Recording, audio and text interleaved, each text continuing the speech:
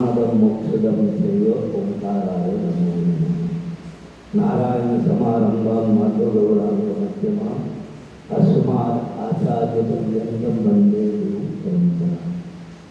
सर्वप्रथम योगा स्थान के जो आप सबको योगा की ओर ले जा रहे हैं, उसके हृदय में हमें जो परंपरा चैतन्य महाप्रभु और गुरु परंपरा चैतन्य महाप्रभु से आरंभित हुई, वो परमहंस जो माधवदास जी महाराज हृदयस्थ जगह हृदयમાં છે એવા મારી સાથે બિરાજેલા આપ સર્વના ગુજરાતીમાં બોલતા છે આપ સર્વના ખૂબ ખૂબ લાડીલા અમારા વર્ષાબેન તેમજ આપ સર્વે કે પરિચય કરાવ્યો કે કલેક્ટર સાહેબ છે, ડૉક્ટર સાહેબ છે, પ્રોફેસર છે, सब जुदा जुदा प्रांत થી આવેલા છો એ સર્વના હૃદયમાં રહેલી જે પરમાત્માની માટે વૈદિક સનાતન ધર્મ માટે અને આપણું જે ક્ષેત્ર છે એ ક્ષેત્ર માટેની ભાવનાને મારા બંધાય. આ માં નર્મદા એનો તટ છે અને નર્મદાજી જે છે એને અત્યારે તમે જુઓ तो माँ सौम्य रूप में नहीं, अत्यारे रौद्र रूप में नर्मदा जी रूप बदलाय અને આજથી નથી બદલાયા, આદિ કાળથી બદલાયા. કારણ કે નર્મદાજી એનો જન્મ 3 વાર થયો. કેટલી વાર? 3 વાર. છતાંય નર્મદા છે, છતાંય 3 વાર જન્મવા છતાંય નર્મદા છે. કેવી રીતે? तो भगवान शिव मेघल सुता नामना पर्वत पर अमरकंटक થી આગળ નીકળ્યા. ત્યાં વિરાજેલા હતા અને એમના શરીરમાં પ્રશ્વેદ આવ્યો. પ્રશ્વેદ એટલે પશુ. तो प्रश्वेद आया शरीर में, तो उसका कुंड किया. तो कुंड में एक बालिका प्रकट हुई. तो भगवान भोलेनाथ ने पूछे आप कौन हो? तो बोले मैं आपकी कन्या हूँ. तो भगवान शिव की वो कन्या हूँ. अरे कन्या के रूप में प्रकट हुई देखकर भगवान बोले, बाबा ने बोला कि ऐसे मनुष्य रूप में नहीं, आप जो मेरी कन्या हो तो आप नदी के रूप में प्रकट होकर अनेक जीव जंतु मानव का कल्याण के लिए आप प्रवाहित हो. तो वो नर्मदा जी जो बालिका के रूप में थे, एक नर्मदा नदी के रूप में प्रकट हो. एक जन्म, पहला जन्म बालिका के रूप में, दूसरा जन्म हुआ नदी के रूप में. अब आदि शंकराचार्य महाराज जिसका गुरु स्थान जो है वो ओंकारेश्वर. ओंकारेश्वर जब शंकराचार्य जी केरल में बैठे और अपने गुरु को मिलने की इच्छा हो तो पवन के में योग और योगा दोनों में अंतर होता है, वे बाद में बोलेंगे.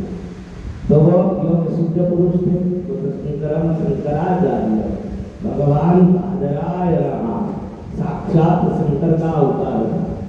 तो वो पवन वेग से आ गए. तो आज जो स्वरूप अपने तुम देखेंगे, मां नर्मदा का रुद्र रूप है, ऐसा रुद्र रूप में था. तो जहाँ गुरु जी विराजमान था वो अपनी गुफा में, तो नर्मदा का जल गुफा में जाने की तैयारी में था. तो शंकराचार्य जब आया तो देखा कि अंदर जल चला जाएगा तो गुरु जी जल में डूब जाएगा.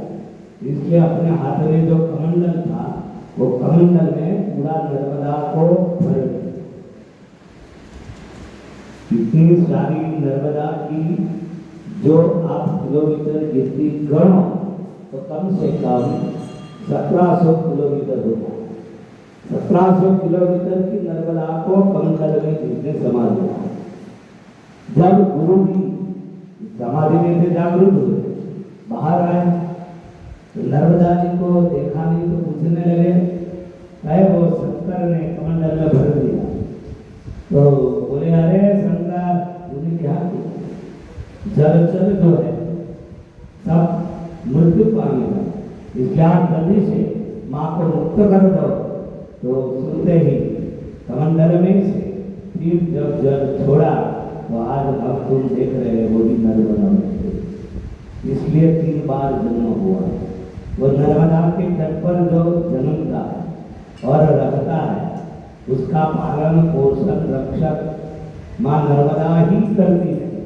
इसलिए बोला है अहो मृतम स्वरम श्रुतम महे सखे सदा सखे किरात सूत वाण वे सुपंडिते सखे नते दुरंत पाप ताप हारी सर्व जंतु शर्मदे तदीय पाद पंकजम नमामि देवी नर्मदे। नर्मदा का एक एक जल इसका जो बिंदु है वो बिंदु नहीं है, वो अमरूद है। उसका पान, उसका स्नान, उसका दर्शन, वो अपने अंदर रहा हुआ मानसिक परिबल जो होता है, जो परिबल हमको तुमको तपा के गर्म करते हैं, दोष पारा बनाता है, वो सब दोष रहित कर देती है। उसका पान करने से अपना जीवन में अलौकिक आनंद की अनुभूति कराती है और दर्शन करने से भी पाप का नाश कर देती है। अपने वहाँ 3 नदियों का महिमा है। गंगा स्नान से पावन करते हैं, यमुना पान से पावन करती है और नर्मदा दर्शने पावनी, दर्शन से पावन करती है। 4 युग है जिसमें चारों युग में जो कोई नदी पृथ्वी पर रहती है तो वही माँ नर्मदा है। सतयुग था, उससे पहला भी नर्मदा जी थे। अभी कलयुग की समाप्ति में लिखा है सब नदियां लुप्त हो जाएंगी, तब भी नर्मदा जी सर्पाकार यानी सर्प चला जाए और उसका निचोड़ा रह जाए, ऐसे रूप में भी नर्मदा जी रहेगी। नर्मदा पुराण में लिखा। आज हम तुम जो नर्मदा नहर के रूप में, आप अहमदाबाद में भी नर्मदा गई है, कच्छ में भी चली गई है, काठियावाड़ में भी चली गई, वो सारा जगह पे जो नर्मदा का जल बह रहा है वो बात भी स्कंद पुराण नर्मदा पुराण के अंतर्गत इसमें वो बात लिखी हुई थी वेद जाती है।